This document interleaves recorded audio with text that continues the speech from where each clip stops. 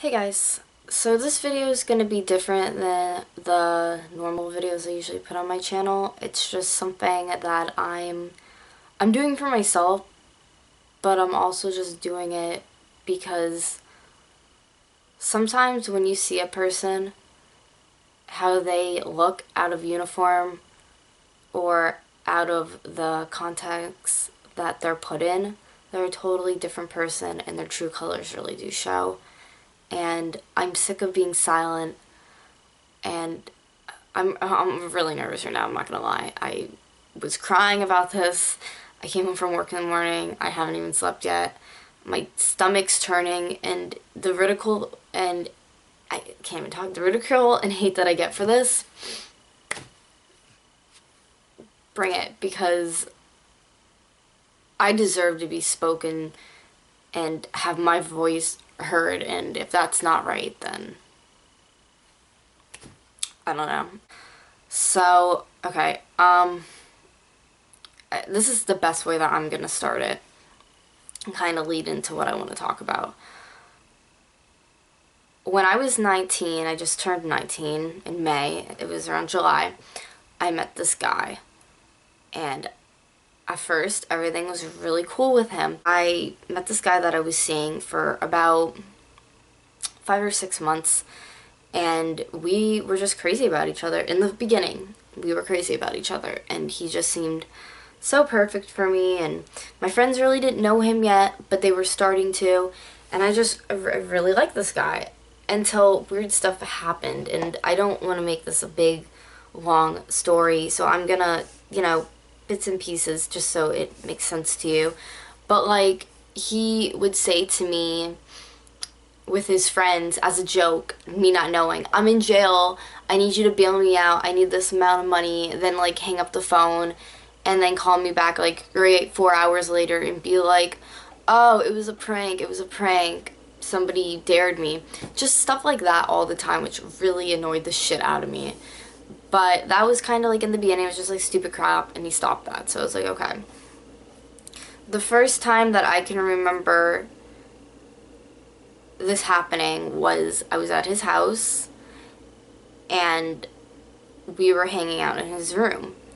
And before what I'm about to tell you happened, he was very harsh with words to me at times, and I kind of would just look over that because I really liked him. I was young, I was stupid, and I just remember I was like sitting on his bed and we were gonna have sex, but I didn't want to, and I know he wanted to, and he was like saying he was gonna go to his friend's party and just bang girls or go there and meet girls and hang out, and that he didn't need me. And I was like, no, like, why does it have to be this way? Like, why can't we just hang out? Like, why do you have to, like, why do we have to do this? Not that we didn't, but, like, I just didn't feel comfortable. I didn't want to. And I remember he was pushing me in his attic towards the door. He was shoving me, pushing me, and then he ended up, like, pinning me to the bed and having sex with me. And I really didn't want to. I kind of just laid there and it happened. I recall other times too when he would try to choke me, or if I remember one time I did fight back and he started choking me and he's like, what, you think you're stronger than me? You think you're stronger than me? No, you're not, you're a bitch.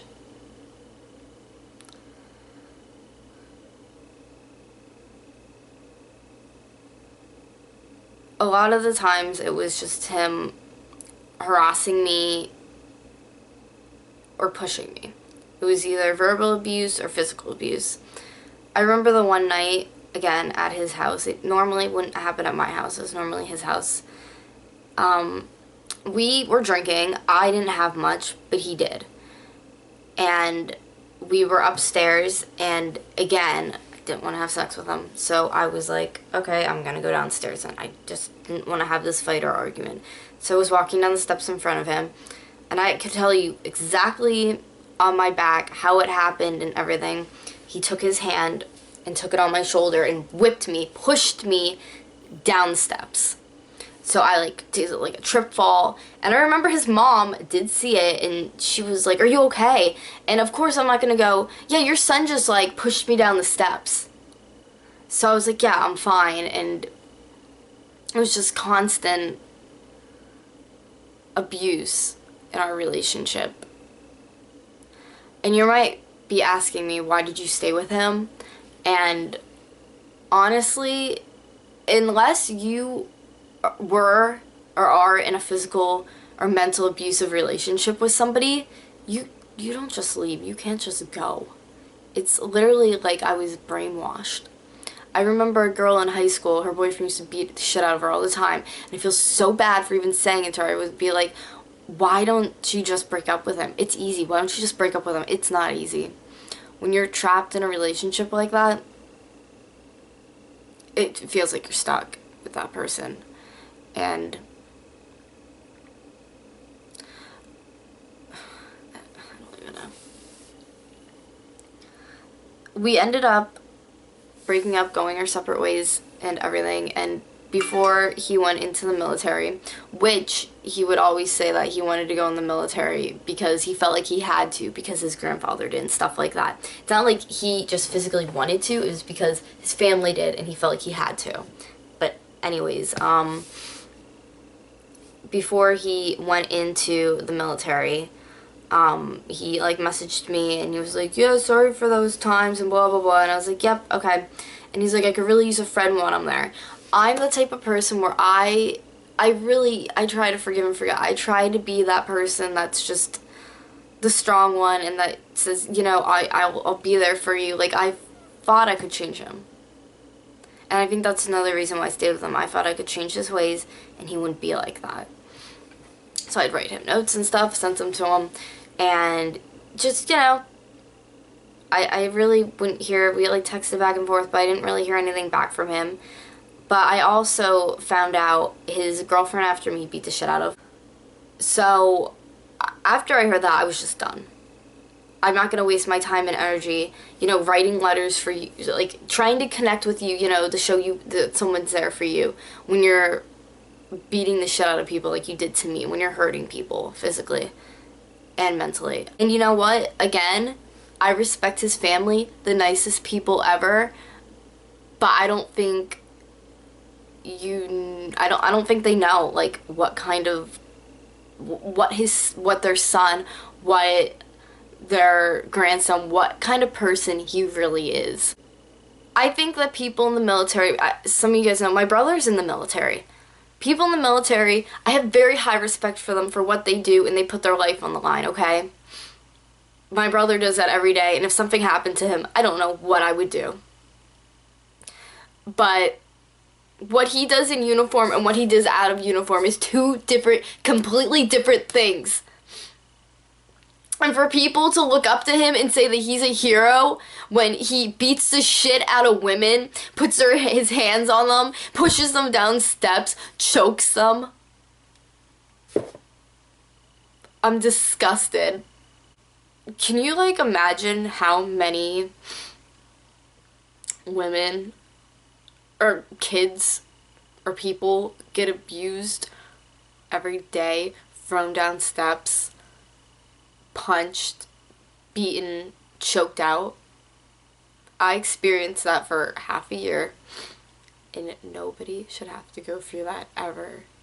I don't care what you did. If a guy lays his hands on you, he's a piece of shit. And since then, nobody has ever touched me again. Ever.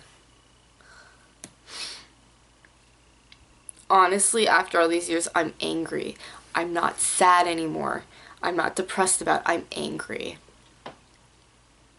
And I'm not going to get into it, but physically and mentally, he's scarred me to the point where I had to go to the doctor. I had to talk to somebody because of his abuse. I have nothing to hide. I have nothing. It's on you.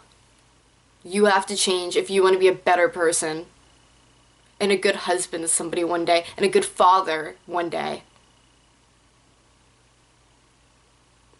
Because towards the end, I was really hoping for you that you were going to change into the person that you wanted to be. And you're not changing the world that's supposed to be here. You're not.